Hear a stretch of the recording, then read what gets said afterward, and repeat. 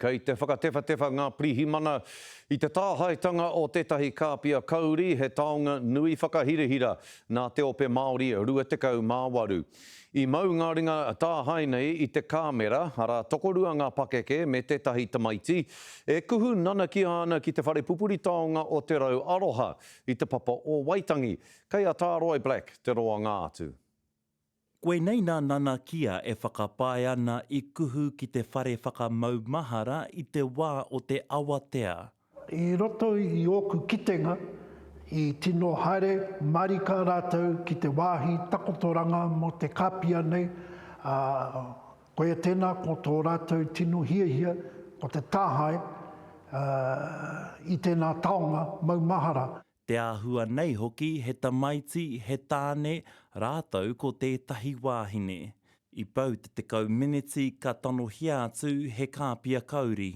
Waiho te atu mā ngā pirihimana tēnā e aru ko tāku e mohi ona, e hia ke ngā kamera I roto I te whare, I waho I te whare, I te wāhi tūnga mō ngā motoka, e kore taia te tangata te huna I aia. He toru te kau hene mita te roa o tēnei taona he 2 kirokaramu hoki te taumaha, ana I tāko hātu ki te rau aroha hei tohu mō nā hoea o kamupene ā o te 2 tekau māwaru.